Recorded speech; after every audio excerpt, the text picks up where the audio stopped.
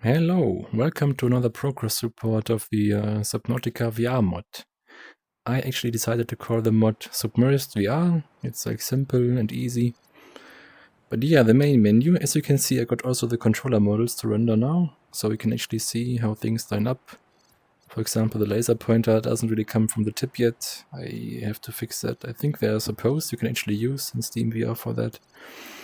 But yeah. It has also like a option thing I still have to fill properly right now, which I'm gonna keep this enabled to actually show you how the controls actually work right now. It's still a bit early for release, unfortunately. I wanna release it next week, or like in 2 or 3 days. I wanna try to release a first version, but it's still a lot of polishing to do. But let me show you the state. Let me actually load my survival save game. For example, the loading screen. The loading screen is still a bit finicky. And one thing you have to do, have to fix, you can actually interact now. You can pull up the PDA, but it's going to break the whole game. So you have to lock the input outputs actually and get a better loading screen working. I think I can copy one from the VR Enhancements mod, or like adapt the code from that one. But yeah, what has changed since the last update video? Yeah, the controller models. One bug I have to fix too before the release. I want to really fix. It's like the gloves or the hands that get cold. Unfortunately, even though they shouldn't be cold. But yeah, it's a more or less minor issue. But yeah, let me pull up the PDA, and one thing you can see, you have like a pause menu button now. Like people had trouble getting to the pause menu, I noticed on the Discord. So I just put a button here for that. Might remove it or add like an option. But yeah, thing is, on the Oculus controllers, if you use like AirLink or like virtual desktop like I do, if you press the system button, you usually pull up the the Steam dashboard, but that's a bit like confusing for most people, so I just added like a pause button. And as you can see, if you press the Y button, you're gonna pull up the PDA like this, Yeah, and as you can see, also you have the QuickSlots for the items in the bottom here right now. So you can like interact with the QuickSlots like you used to. We can put stuff in there. Feels pretty nice actually.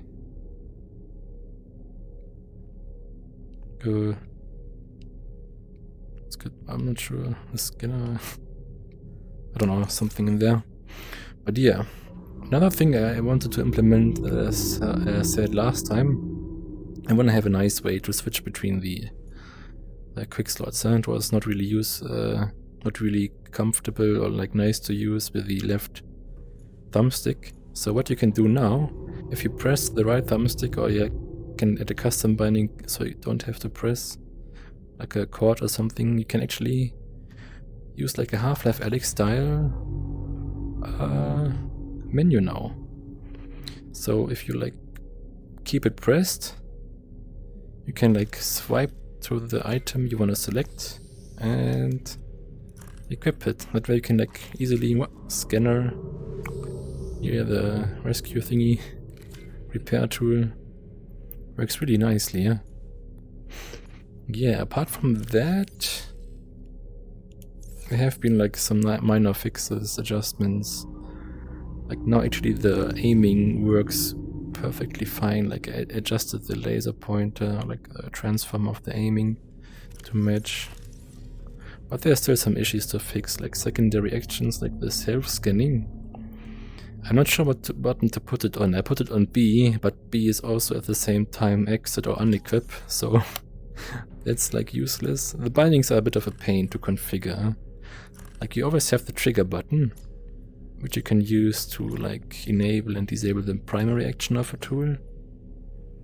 But for the secondary, for example the self-scanning, I have to like see, I mean in this case, what you wanna do if you're like good, you wanna like aim at yourself and wanna have it automatically trigger the self scan or something, right? But if you, for example, take the sea glide, you can see like the map. There should be like a button. Even though, if you wanna be good there, you have these two buttons here. Like the left one looks like a light button thingy, which you could use, and the right one could be like the map. But for that I need to implement proper finger tracking and like other hands and stuff. That's gonna be much more involved. Also, you have a button actually on the back of the sea glider, which I think is could be used for actually turning it on and off, like accelerating, I guess. Yeah, and you also should be able to grip actually the other side with the grip button. But the grip button at the same time is used for going up and down while swimming. There are so many issues with the bindings, there's so many actions in the game that you don't... that you have to account for, basically. Yeah. What else? Yeah, one thing I still have to fix also before the release, maybe in 2 days, 3 days. I don't want to do any promises, I think. The HUD has to be fixed for vehicles, and the implementation of the quick menu is actually only for inventory tools. So, a funny thing actually, you can pull up tools in the CMOD like this. You also have like double actions now. It toggles actually the light of the CMOD. But what you can do, you can repair the CMOD from inside. I mean, it's a bit cheaty, right? But it's like an unforeseen consequence. I was really amused when I discovered that. But yeah, it's a bit cheaty. I guess in the end, what you want to have is like having buttons maybe on the HUD, like having it immersive in the CMOD or something. But yeah, this is the thing I still have to fix or think about. I think for the first, like at first I want to have like the QuickSlots from the CMOD, just like this here in the thing instead of the items.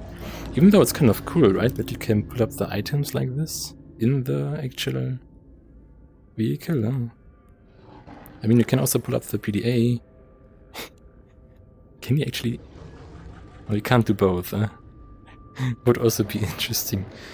But yeah, yeah, these are like some things I want to fix before actually releasing something. I mean, they're not that big of a deal, the issues, but it's like issues that kind of break the game. Welcome aboard, Captain. Also, like you're like inclined if you leave the CMOD. But yeah. Anyways, another issue that came up in the Discord today actually, or like yesterday, like swapping batteries. Right now you can actually press X, but then there is no bind for swapping between the batteries. But there is actually an action for that. But I have to like think of a good way to actually do it. So basically what you want to do is you want to have this select next tool or upgrade like, and the previous tool upgrade like in the QuickSlots. It's my custom bindings I tried. But then you have the issue, like you usually like left thumbstick like a D-pad now. You switch between the tools. But it enables you to actually swap the batteries. Like if you get the builder tool, you can like change between them now and could like remove the... Oh, I wonder. No, the battery is still in there.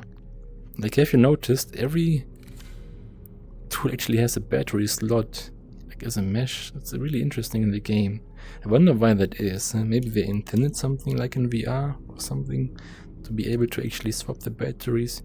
Would also be interesting if you could actually like reload the tools like guns and other games, like have the battery pop out, even though they're all different sizes. It's not gonna work out. But yeah, that's the state of progress. I'm pretty happy. Like, this took some time to figure out. It's just a bit of math, but it's nice. Like, even though the icons, you can see that I also have to like implement like a dead zone or something, or like still set it up in Steam VR. But yeah, the icons are pretty low res, so maybe you can actually use the models from the tools if you want to summon the menu like this. I'm not sure yet, but it's good enough, I think. Like, it's really fast. I think you can get used to it. Only one thing, maybe you want to have a preview of the layout. Like, I think it's like scanner, repair tool, C-glide. You have like scanner, repair tool, C-glide. I'm not sure yet. But yeah, a lot of things are improved, but it's still a long way until like a nice release. But we are getting there every day a bit. Yeah, I hope you enjoyed watching this report. I want to say thank you to IHTN931.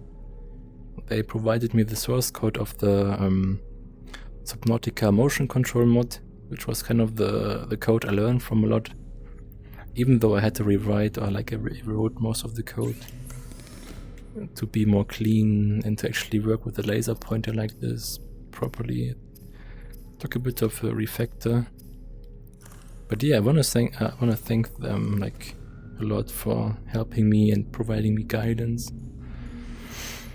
And I hope this can be released soon-ish, TM. But yeah, it takes time to actually do things properly, yeah? But I think it's worth it. Subnautica is a masterpiece. In my opinion, it's my favorite game of all time. And I think it deserves like to be played in VR like a masterpiece. But it's a lot of work, like I said.